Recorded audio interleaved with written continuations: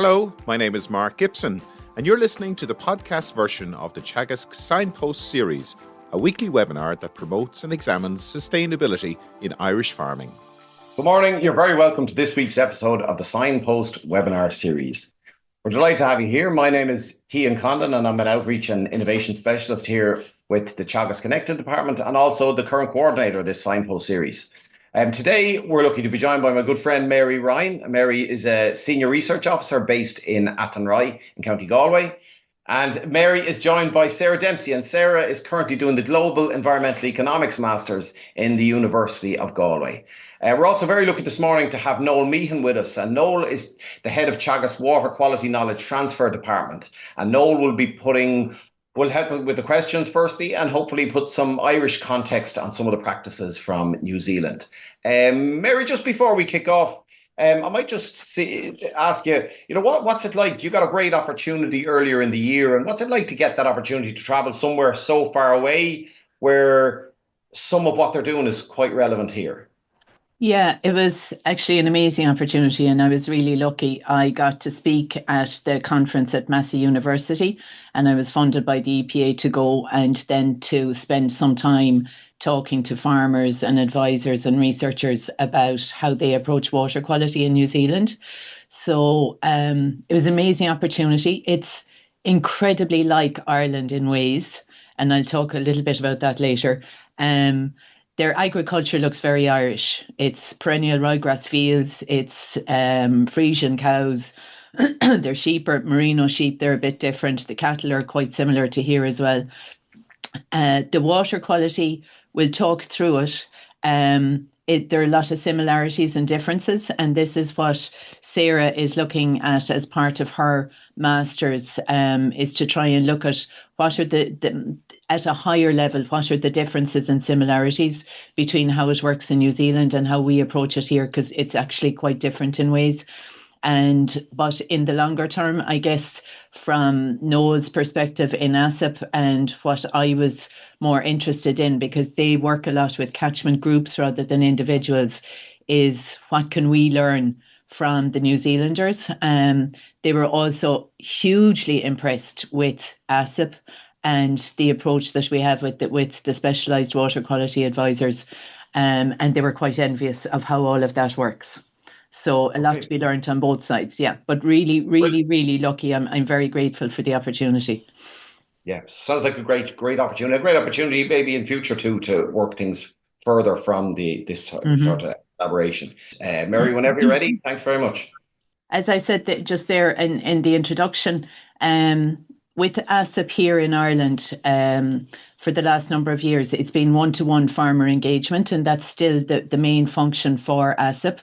But just towards the end of 2025, the EPA also designated catchments of concern for some of the bigger rivers. And we're currently transitioning towards a more collective action and catchment approach. There's also some individual farmers are wondering how would they go about collaborating among themselves if they wanted to look at kind of having better control or management over a particular stretch of water. In New Zealand, they've been doing this for a long time. They have small individual catchment groups. They have larger than catchment collectives, which are kind of more largely regional groups of catchment groups coming together, because they're all trying to manage one big kind of water body as such. Recently, they also formed an overarching lobby group called Catchment Communities Aotearoa, which is New Zealand in Maori. And they have their regional councils, which are a bit like our county councils. They do the water quality monitoring on a regional basis. They don't have kind of like an EPA national water quality monitoring system, which they would be very envious of our EPA water quality data nationally. The problem that they have with the regional water quality monitoring is a bit like our county councils. Again, they have a certain amount of control over what they do once they get their annual budgets, and they don't all necessarily sample water in the same way or get it analysed in the same way. So it's different from looking at it at a national approach in terms of trying to look at where water quality is going at a national level. So we before, and I was just making the point at how similar New Zealand is to Ireland, and then suddenly you come across a native forest with tree ferns in it, and you realise that what we're looking at is the imported vegetation from when the European settlers came to New Zealand. They brought a lot of plant species and animals with them, but the native biodiversity is very, very different from anything that we're used to. Before I went, Noel and myself and Cathal Summers and some of the catchment coordinators in ASSIP, we sat down and we looked at what questions do we need answers to? And these are kind of just some of the ones that we're going to talk about today. How do you structure a group? How do you actually set it up? What are the motivation and goals of the groups in New Zealand? And how do they transfer knowledge and information? What are the similarities and differences? And what are the successes and the challenges that they're facing? So just in Watermark, the project the research project that led me to go to New Zealand, one of the things that we looked at is what they call the innovation system, which is a research terminology, but essentially you look at the different people who influence water quality management. So on the left-hand side in red, we have all the policy and the regulators. And here the big driver obviously across the EU is the Water Framework Directive. And then we have government departments like Housing, which is over environment, and DAFM. And we have our river basin management plans that say how we're going to do the work. And then the EPAs do a lot of the science, and they designate the individual priority areas for action, but also the catchments of concern. The Law Pro scientists, boots in the water, they go and check what the story is on the ground, and they make referrals to ASSIP. This most of you already know. And then on the industry side, there are beef processors, dairy co-ops, and Teagasc involved in ASSIP. The universities, private research institutions and ENGOs would provide some of the research information. And then in the blue, we have the advisory supports, which would be ASSIP and ASSIP advisors. And then the two newer programs, the Better Farming for Water campaign and the Catchments of Concern, which is operating in just those big river catchments. And then the Water EIP up there in purple is a funding source that came through the EU as an EIP and through the Department of Ag and the Department of Housing, Local Government and Heritage as well. Sarah's going to talk about how that's different than using the same kind of groups within the innovation system. So compared to Ireland, obviously a lot more busier. So there's multiple regulatory bodies. The Ministry of Primary Industry would be the agricultural side, and then you have the Ministry of Environment, which would be kind of our version. But yeah, there's a lot of gaps between linkage in terms of obviously regional councils do their own testing, water testing, the EPA, so the Environment Protection Authority in New Zealand does their own testing, the Ministry of Environment does their own testing, Department of Conservation deals with areas of high societal environmental values, so protected areas. They do kind of testing in them areas. Then you have the drinking regulator, which deals with drinking water, wastewater, and then you also have the Malawi, who they're not making policy, but they are important step in, let's say, getting policy through or kind of working through policy. And then the main two policies in terms of freshwater or water quality management, it's the Resource Management Act, and then the National Environment Standards for Freshwater, which is part of RMA. And that kind of deals with like planning laws and like land use changes.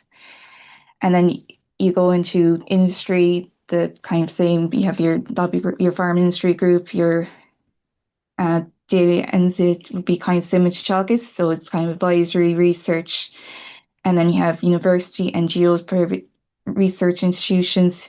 You have Overseer, which is a nutrient management tool for farmers, so they can log in how much nutrients or nitrogen they use per year.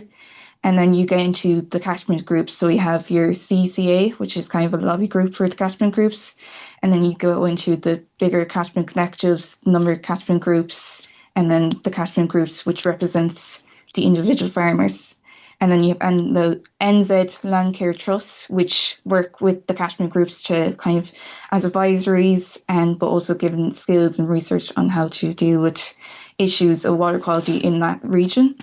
And then in terms of funding the funding at the moment is for, if you see in the purple, the Catchment Service Extension Programme, which go directly to catchment collectives, and that's funded by the Ministry for Primary Industries. So just to delve into more of the policy and regulation, so as I was saying, Ministry for Primary Industries, it's a kind of more of a advisory educational role for farmers. They have no regulatory powers over freshwater or groundwater qualities, but they do provide funding to the catchment groups and collectives who might be doing their own testing or kind of organising to see how they can manage their water quality. And they also have managed the overseer system, so I was saying that the nutrient management software tools that are used for farmers. You have the Ministry of the Environment, so they have a bit more powers in terms of penalising farms or penalising landowners who are, let's say, exceed their nitrogen allocations there. And they also manage consent rules, so the license to farm. So in New Zealand, you would have to apply for renewal for every couple of years in terms of just integration rules and things. And yeah. And then you also have the Department of Conservation, so they manage areas of protected areas. And then just further into the EPA in New Zealand, it carries out water testing monitoring, but they're kind of separate from the councils, the regional councils. Sorry, they also have some intervention powers in land use changes, so they can, if there's a big project or any land use change, they can intervene, and they have some national enforcement powers.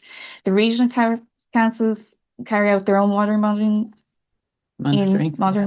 in their areas. They have some regional enforcement powers, and they also deal with consent renewals for irrigation and discharge from farms.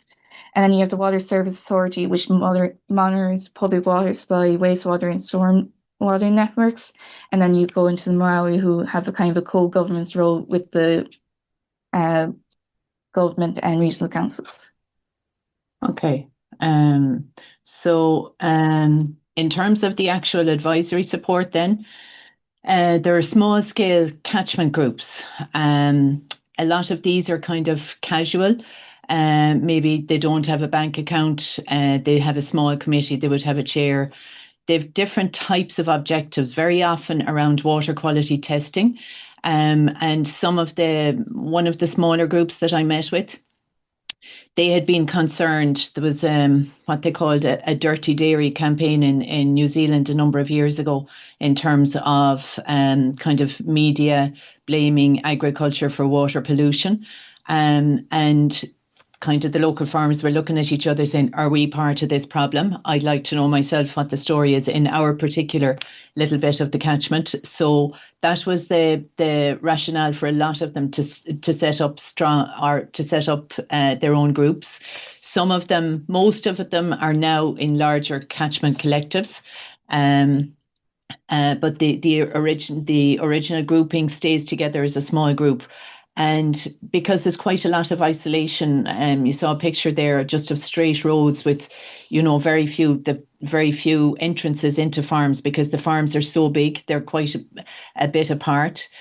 So there's a big focus on the social aspect and building trust among the farmers, because there's a kind of an individuality about New Zealanders, because they don't have subsidies. They're on their own, they're doing it for themselves, and they kind of keep to themselves a little bit. So that's kind of different to how it is here. The bigger catchment collectives, they're made up of in a region. You might have the catchment groups in a region come together as a collective, And a lot of the time it's because they get more and better advisory supports when they're in a catchment rather than as an individual group. And it's a way for them to pool their resources and to try and achieve collective kind of objectives. The overall arching group then is only recently formed, and it's called Catchment Communities Aotearoa, which is New Zealand and Maori, and they're a lobby group, but they kind of help the coordination of the other catchment collectives. They're one of the things and one of the reasons why they formed is because there's a realization that water quality improvements can be slow. But in the meantime, if farmers are applying the measures and the actions on the farms, over time there is going to be an improvement. But in order to keep getting funding from the Ministry for Primary Industries and to keep governments interested in the fact that they're trying to do their best for water quality, they need to be able to show impact to government or to funders or to donors in order to get the funding to keep themselves going. And then I also met with a facilitator from the New Zealand Land Care Trust. They're an NGO. They train facilitators to work with the catchment groups and catchment collectives. And they provide skills and facilitation and skills and information to the committee or the chair or whoever is trying to run events. And then they would provide a lot of the advisory support as well in the actual events. For example, Haynes Creek is a small group that I met. A primary driver of the group is a lady called Margaret Brown, who worked in ag research in New Zealand, but she works a lot in behavioural research, and that's how I got to know her first. So she was very instrumental in setting up their own catchment. It's part of the Manawatu collective. The Manawatu is the big river that flows along beside Massey University, and it's very prone to flooding. And one of the things that I noticed that's different between here and there is where they have rivers that have problems like flooding or pollution or whatever, they do a lot of publicity and public notification of what's going on in the river, and what the risks of flooding are and why it happens. So they're good at actually putting PR around water quality out there. This is an example from the Rangitikei collective, which is run by Roger Dalrymple, who also happens to have been instrumental in setting up the catchment communities Aotearoa. It would be a highly respected river catchments collective. They have, you can see on the right-hand side, they have a huge number of farmers involved, a huge number of hectareage. The coloured map in the centre there with all the dots is their own water quality monitoring stations. And their goals then are not only water, but they're moving more towards managing biodiversity and other factors as well. This is that was in the North Island, and the agriculture in the North and South Island can be different enough. The North Island is the part of New Zealand that's very like Ireland. The South Island is more kind of Lord of the Rings territory. A lot of it is conservation land that's not farmed or occupied by humans at all. But the Waikiri is a different type of catchment. It's very much a hilly catchment. It's mostly beef and sheep. They're a new catchment. They're nothing like as well developed as Rangitikei. They're only going for something like 4 years. They've started, their next biggest thing now is to start monitoring their own water quality. And it's a thing in New Zealand that a lot of the collectives actually monitor their own water quality. It can be touchy at times, because if they don't do it the same way as their local regional council, then they could be coming up with slightly different results. But that's something that is difficult to manage at a national scale. But as I said, New Zealanders are very individual and they want to know their story. The differences, the big driver here is the Irish subsidies, which they don't have. There's no governmental subsidies at all. We tend to have a more stable political system here, in the sense that because we go from one coalition to another, there's very often continuity. and our policies don't change radically when we have an election. In New Zealand, a big problem for them is that they have a two-party system. They have an election every 3 years. And for example, in water quality, the last government that we're in, the previous government, were very focused on environment, and they were in the purpose of bringing in these freshwater management farm plans. And once the new government came in, they're more focused on productivity. And I guess it's kind of largely reflective of what's happening at a geopolitical level. It's the same in EU, it's the same here in Ireland. We're now more focused on productivity than on sustainability. So the freshwater farm plans have been scrapped and just pushed to one side. We have the EPA monitoring our water at a national level and reporting to the Water Framework Directive. That doesn't happen. It's the water quality monitoring is quite fragmented. In New Zealand, it's different to here in that you have to apply for consents to do anything different with land. So, for example, if you wanted to irrigate, because some of the areas are getting drier, they would have warmer temperatures than us in the summer, but still they get a hell of a lot of rain. But they need irrigation during the summer months, and you have to apply for a consent to farm and a consent to draw water from the local supply system. So this is kind of how they regulate what's happening. Interestingly, while we have an EU target of 100% good ecological status by 2027, they don't have that kind of a specific target.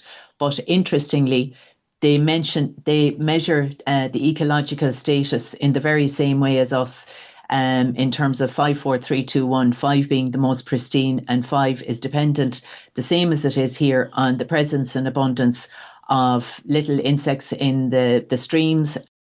Okay, we seem to have run into a little technical problem. We had feared this might happen when Mary mentioned that our computer might actually restart.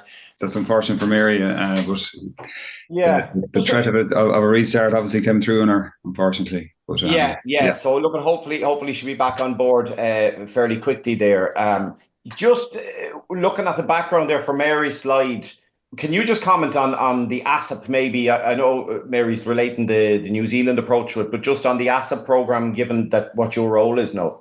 Yeah, I suppose I think the big thing that Mary was kind of trying to articulate there is I suppose there's a very strong structured approach in Ireland around supporting farmers to make the changes that's needed to improve water quality, i.e. the ASAP. And I suppose the wider advisory service, are advising farmers day in, day out on cross compliance and the gap regs and that kind of thing. And that regulatory basis for improving water quality in Ireland. And like in New Zealand, I think they articulated quite well, that farmers themselves took on the responsibility, that she mentioned the Dirty Dairy campaign and farmers saying, Jeannie, am I part of this problem and what can I do to fix that problem? Mm-hmm. I think that kind of motivation is very, very important.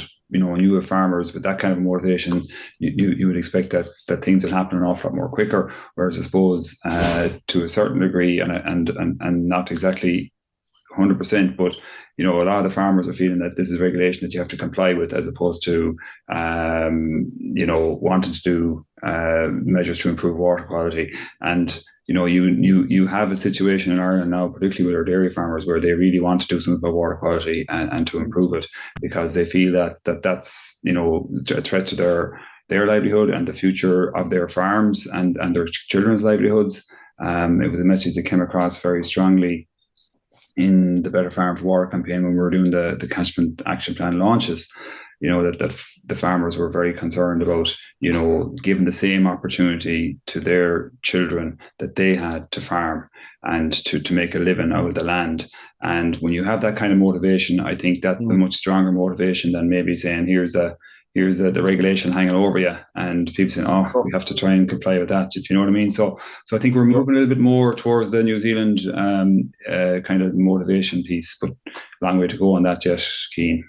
Yeah, and just leading off that, so there's a much bigger EIP there at the moment, the water EIP, Mm. and going back then to the likes of the Bride, which was kind of pioneering in what it did. Can you just comment on the EIPs? And I know that that type of Yeah. funding is coming again. Just looking at that side of things. Yeah, and like look at the Farm for Water EIP, you know, is very important from the point of view of helping farmers put in these measures. So it's one thing, having the motivation and saying, yeah, I want to do this. But oftentimes what happens is that farmers, particularly the dry stock guys, they need some financial support to get that them measures in, and that's where the EIP, Farm for Water EIP, came in to give that financial support to farmers. And we've had it's been on the go primarily last year in 2025 was where we got the most of the applications in, and in 2026 this year is really a year for getting measures implemented and getting measures in on the ground. And the advisors, the ASP advisors from Teagasc and from the co-ops and indeed the meat factories as well are busy out with farmers to help them get those measures in on their farms. So look at it. It's really important. I suppose the Bride was a groundbreaking EIP, but again, it was around the farmers deciding collectively we want to do something about biodiversity in the Bride, and led by Donal. Donal Sheehan, was it? Yes, Donal Sheehan. That's him. Yeah, Donal Sheehan. To go and do that. So look, that's fantastic. Kind of a self motivation thing, and as I said, we are getting that filtering through in Ireland as well. Yeah, and it looks with that type of project coming online again, and that if people if groups around the country, be it on a catchment basis or within, it could be, let's say, the Dingle Peninsula, it could be within the mid Wexford. It doesn't really matter. If a group of farmers want to come together around that or other initiatives, that money will be coming again. I just might refer to. Yeah, sorry, go ahead, Noel. Yeah, and I think like what we'll hopefully get from Mary and Sarah's work is that study that they're doing is how they structure them, how they set them up, how they ran them. There's some that are very successful, these catchment collectives. There's some that's not successful, and hopefully Sarah in her research will be able to say this is how this is the best practice or the best template for an Irish catchment collective or whatever the collective is. And it's interesting that as well that Mary said there that maybe the water quality was the motivation initially, but now they're dividing or evolving out into other areas, and I assume she's going to say that's biodiversity and climate change and maybe soil health as well. So look, I think that's going to be interesting to see what comes out of the research that Sinead is doing. Yeah, it could be very useful in the next few years. All right. Just while we're talking here, this is the program that I coordinate, and it aims to get Teagasc kind of research knowledge and information out from the Teagasc side of things out into professionals in the sector. So what we're trying to do is run up a number of different programs. We run training courses. Some of them ran recently. They're right the way from accredited level 6 all the way down to really practical courses which are useful on a day-to-day basis in your own organisation. And a simple way to get in touch with us is through the Teagasc Connected newsletter. So if you go to the Teagasc Connected page on the website, you can register there, and that newsletter typically comes out about every 2 months. But if there's other things of note, we bring them on and we let you know if there's major events, if there's any additional courses that are taking place that may be of value. We bring all of that on and make that available through the website. We're also putting together a new program, and all of that will be put together on a new website. So there's a lot going on with our side of the program as well. And if anyone has any suggestions on training, I know looking through this program and through the surveys we've done is obviously water quality, soil quality is a huge one at the moment. And biodiversity is always very interesting. But if you have other suggestions, please feel free to contact us at connected@teagasc.ie, and we'd be delighted to hear from you. I can see Mary and Sarah are back online, but can you hear us, Mary? We can hear you, yeah. We're back in business, so I'm back. that's great. just trying to Apologies, hear me. everyone, for the technical difficulty. If you can share there, I have a backup copy here anyway, but if you can share that, we'll go ahead again, Mary. Okay. Sorry about that, everybody.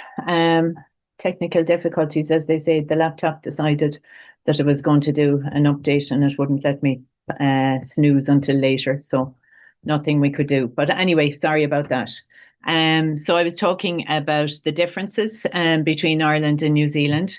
The similarities are that we're small, open economies.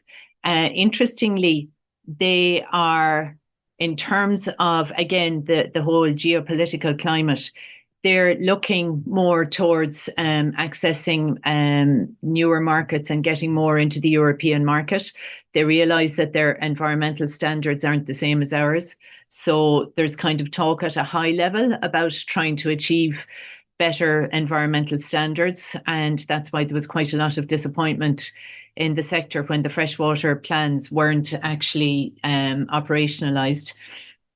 They have a similar economic structure. They're very much export dependent for their agricultural products. They're two big industries really in rural areas are agriculture and tourism. They depend hugely on those. They both countries have strong farm lobby groups as well, which are good at pushing things forward.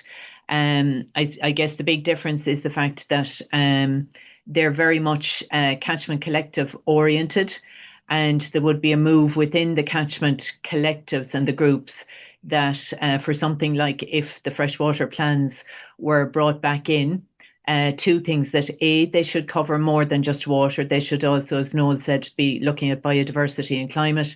But B, that unless you are involved in catchment groups or collectives, that you wouldn't get support, advisory support from the Ministry for Primary Industries. Now that's only talk, and nothing like, it's not what they're aiming towards or anything, but there's a fairly strong feeling among the people who are already in catchment collectives and groups that should be the case in future. So Sarah's going to talk about some of the interviews and what people had to say and just at a very high level, what some of the key messages are from the farmers and the advisors. Yeah. So on Mary's trip, she went around both islands, I believe, north and south, and she was interviewing across the agricultural sector. So farmers, catchment collectives, catchment groups, leaders, advisors, research, policy makers. And from these interviews, I think the key takeaways were motivation to join or begin a catchment collective or a group, mostly due to political uncertainty. So as Mayor was saying, that the governments change every 3 years, and also the scrapping of the freshwater plan management farm plans. So again, a lot of uncertainty. There's also international trade. So as Mayor was saying again, EU and trying to match, kind of get environmental standards up. And then also social pressure. So as the Dirty Dairy campaign and trying to evaluate, what's our impact. So there's a bit of kind of self-preservation. There's no kind of standard structure for catchment group or collectives, but usually it's kind of a committee made up of local farmers, a chairperson, usually a local, and then you have the external facilitator. Usually they're coming from the Land Care Trust. And then also, and last point is that farmers aren't homogenous. They're quite individual and they're isolated due to farm size and system. Yeah, and you can see the picture there on the right hand side. They have these long straight roads, and you might have like 3 or 4 kilometers before you get to the next farmstead. Another major point is gaining trust across the community by organising social events, public meetings, media demonstrations, so school trips. So on one of the catchment groups, the Haynes Creek, they have a bioreactor, woodchip bioreactor for filtering nitrates on one of the farms. And what they've started doing is bringing school kids from the local schools to kind of see how it works and kind of talk with the farmers. There's also the availability of information. So farmers are not fully aware of the links between farming and agricultural discharge, and they struggle to adapt and change. So a big thing is obviously if they go change and that they embarrass themselves or cause more harm than good on their farm. And then obviously what's next? Groups often take other challenges to continue interest and longevity of the group. So future plans of groups include planting for biodiversity, pest management, invasive species, and TB infection in their stock. So I guess there's some advisors out from and a private consultant out from the Ministry for Primary Industries, and the photo on the bottom just shows you it's a flock of merino sheep, but it's down in the South Island. The landscape is very much Lord of the Rings. It's very different to what we have here, but again, they're very good. This is Lake Ellesmere, which is down in the South Island as well in Canterbury. And they're very good at publicising what they're doing, what they're trying to achieve. I think we could learn some lessons there as well in terms of actually highlighting the issues and what farmers need to do to change problems. Here's just some slides from the FLRC Conference Farmed Land Research Centre at Massey. They've a lot of booklets around things like they're big into riparian buffers, and they're doing all of these with native species, so they look very different to ours. Their mitigations are similar and different. They have riparian buffers, they have the constructed wetlands. The ones that will be different would be Sarah mentioned wood chip bioreactor, and it's because they have tile drains, they can gather the drainage water quite easily into, if they're coming in towards valleys and streams, and they essentially make an underground pit, and the water comes through an area that has wood chip in it, and the wood chip basically degrades the nitrogen so that it's an inert form rather than nitrate, and so that the water that's going out the far side then doesn't contain nitrate. And then the detainment bunds are basically holding where in areas where they've a lot of phosphorus and sediment loss, they build these kind of basically big banks, and then they channel the water. They put a bung in it as such and hold on to it until the rain pressure eases, and then it's allowed to flow off at a slow level, so it's dropping the sediment and the phosphorus behind the bund.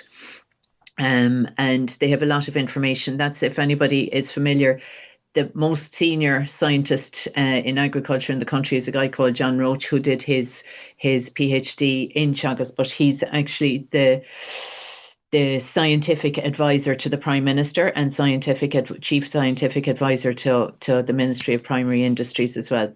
And that's the end of the slideshow. I presume Noel and Cian, you have some questions.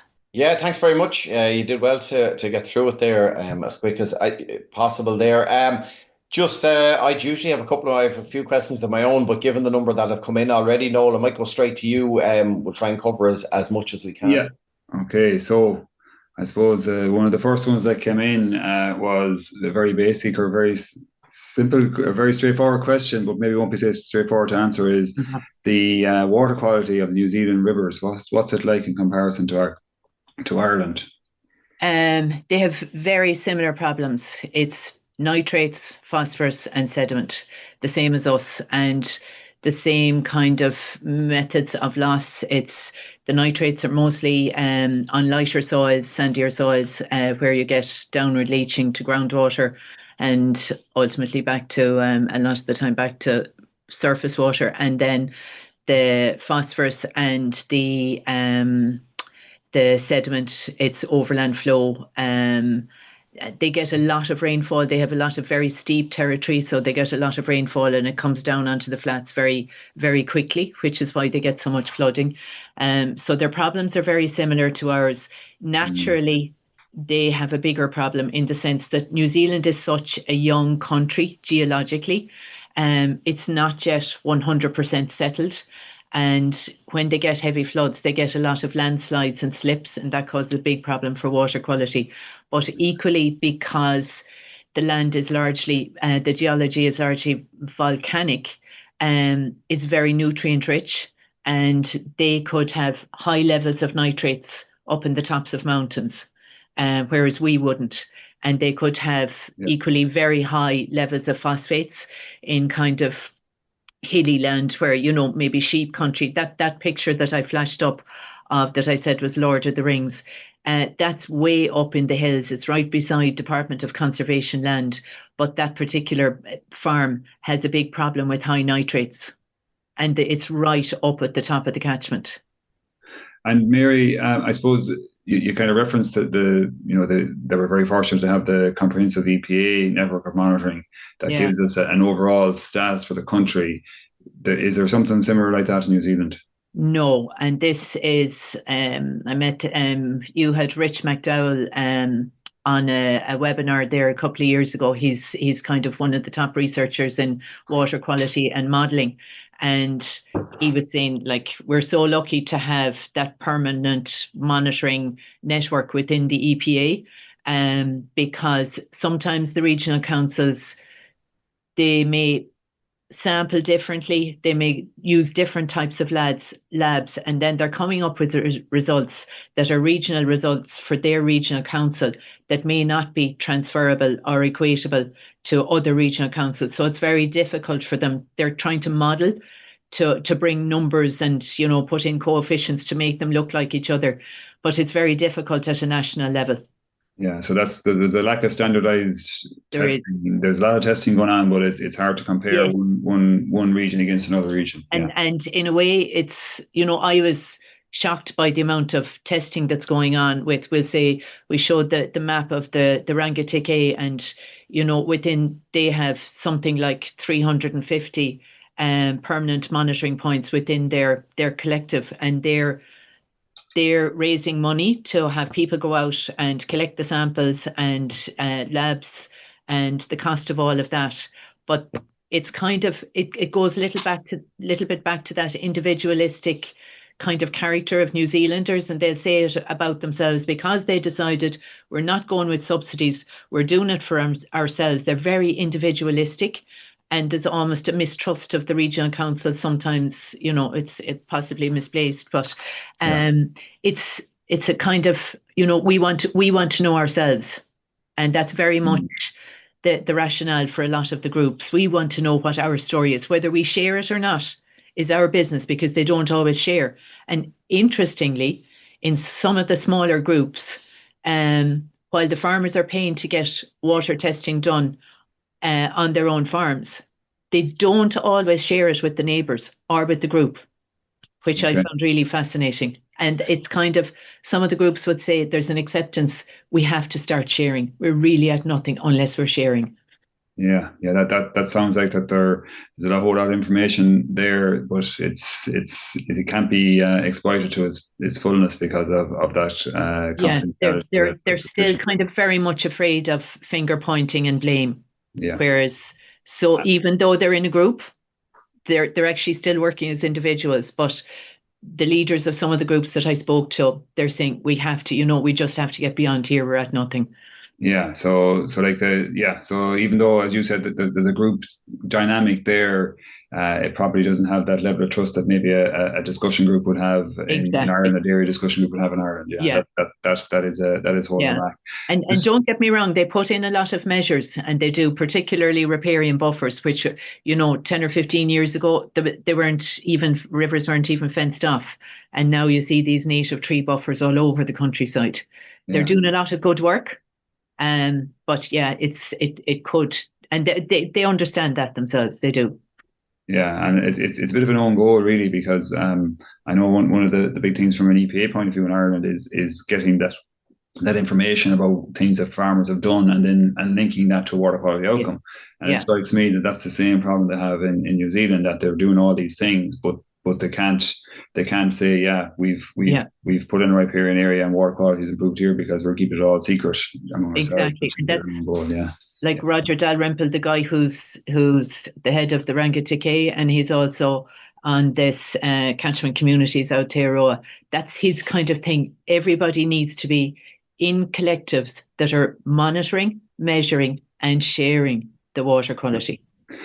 We move on because we spoke about it, but I suppose a good question here obviously in Ireland we have a lot of regulation, and you have department funding and grants and things like that. And if you break the rules, you get a penalty and you get fined. With no payments in New Zealand, how is the enforcement done, or what is the big stick that's there hanging over New Zealand farmers if they're inspected by the regional council and they have a water pollution problem going on? So how do they enforce that? But they have a limit on chemical nitrogen of 190 kilos a hectare. So that's one of the things that both the Ministry for Primary Industries and the regional councils would be watching.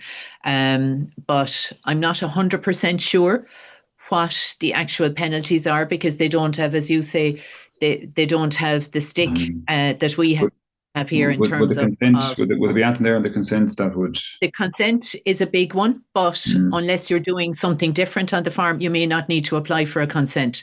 But I'm not 100% sure, can they actually withdraw your consent or whatever. But definitely the consent is a big one. Okay.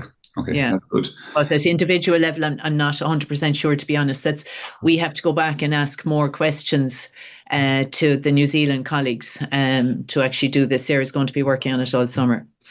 And there's just one more I'm trying to hand over to Cian then. And I think you kind of referenced this already, but some New Zealand water problems are more from the natural high level of background nutrient, more so than from chemical, but obviously farmer practice is also a problem. So they have an additional problem over and above what we have in Ireland. Is that fair to say?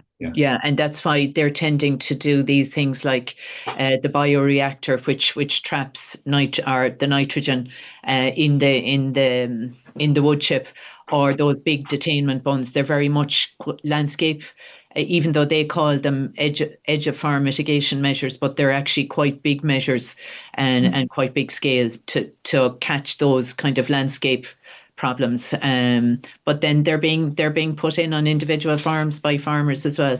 So yeah, they're coming at it from both sides. Okay, Cian.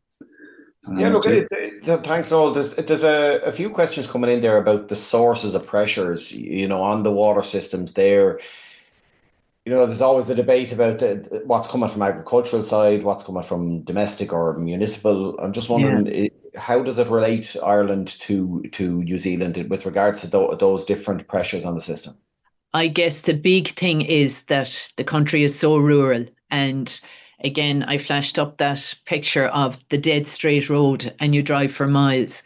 So out the country, like you're talking about people with 600, 500,000 hectares of land on the farm.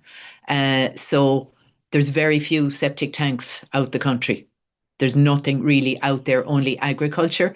And then in the villages, you would have a certain amount of tourism and Airbnbs and all the rest of it. But even their villages are small out the country, until you get into the bigger towns. So it's very different to Ireland. We have a huge rural population. Their population, the country is multiples the size of Ireland, but they've 5 million. So they have a smaller population spread across a big area of land. Okay, thanks, Mary. Do you want to go ahead, Noel, there? Or? Yeah, I suppose, Mary, you referenced there about the shift in policy so frequently in New Zealand. Maybe would you elaborate on that and explain, maybe get into it, why that's such a problem for farmers? And I think we probably have something similar happening in Ireland at the minute, but not to the same degree over uncertainty over the future direction of the derogation and so on. But how it impacts on farmers' ability to actually make those changes and do those things that need to happen to improve water quality, and why it's important that you have that consistency over time of policy that give people a chance to. I guess it's something that's unique to New Zealand. They have a two-party system. So, and the parties, in order to get elected, have to do, have very different policies or whatever. The previous government to the current, I think they're due another election now sometime very soon. The previous government were very pro-environmental sustainability, and a lot of research was done and a lot of advisory work was done in relation to bringing in these new freshwater farm plans that would help farmers, a bit like what you do in ASAP, in terms of you have to give information about your farm, give information about, the advisors will help you work out what the pressures are on the farm, and then the measures that need to be applied. And all this was going to be documented in a big system. So again, a little bit like ASAP, where you have a big database, you know what's happening at farm level. At the moment, they don't, it's all kind of, people are doing it different ways themselves, and they're not necessarily recording what measures they're doing unless they're parts of the big collectives. Whereas the idea was that all farms, if they wanted any supports at all, they would have to engage with these freshwater farm plans. And then they were almost across the line, and the government changed, and the new government is very much production, productivity, competitiveness. We need to produce more. We need to sell more abroad. We need to insulate ourselves against big weather, climate, and geopolitical shocks. And they're focused on production, productivity, competitiveness. So the freshwater plans, basically, people were told to just, let it go. It's not a priority. So farmers themselves are wondering, what do we do? And everyone is just kind of sitting there and waiting to see what the next government is going to bring. If the previous government gets in, they'll probably come back in with new freshwater farm plans. So it's very frustrating for researchers. It's very frustrating for advisors, for farmers, because every 3 years they've been flip-flopping. They go over and back every 3 years. So, but it is a feature of the problem there, yeah. Yeah, and what I was going to ask was what's your sense of what the farmers make of all this? And you kind of answered that there's a sense of frustration that they can't get a clear line of sight of what they need to do. Exactly. A lot of them would say, whether it's a freshwater plan or a different type of plan, the more progressive ones are actually doing plans for themselves anyway. And they're getting the advice from the MPI advisors, on-farm advisors, they call them, and they're actually putting in the measures. And the collectives are going ahead as though there are freshwater farm plans. And I suppose that it's getting that consistency of approach across the country, or even across the region, is what the struggle is there. And that's what the freshwater farm plans would bring to the country. So everybody would have the same system. Yeah. Just one final one for me, Cian, before you come in again, Mary, is I suppose you spent a couple of weeks out in New Zealand. If you were to make one recommendation to whoever, the Minister for Agriculture or to the Director of Teagasc, whoever, what would it be? What would you say this is the one thing that we really need to get our teeth into, that New Zealand are doing really, really well? I think they're very good visually in telling the public what they're doing, because wherever you drive, and I mean, I know it is visual, wherever you drive, you'll see signs about the measures that farmers are applying and how they're managing, small villages are managing their water quality. And that's kind of a reaction to that whole anti-dairy thing that went on a number of years ago. And part of the reason for that is because they're so dependent on tourism. But I think not just the visual, but I put up a picture there at one stage of a project called Catchment Solutions. And I've spoken to you about this, I think, Noel. It's the researchers in Massey, and they've developed, we'll say, the carbon reactors or the bioreactors and the detainment bunds. But they've really good videos on the website about how you actually, what's involved in setting up these measures, how they work, interviews with the farmers and stuff. And I think we need to get better at that, transferring the research through the advisors out onto the farms, but then having records of it and having short little video clips that we can get snippets of information out with. Okay, thanks, Mary. And I'm back to Cian there. Yeah, look, and thanks, Noel. I think that's probably, I understand there's a good few questions we probably didn't get to, but I think that's a very good question to end with, is what we can take here from what you saw out there, Mary. I'd like to thank the audience today.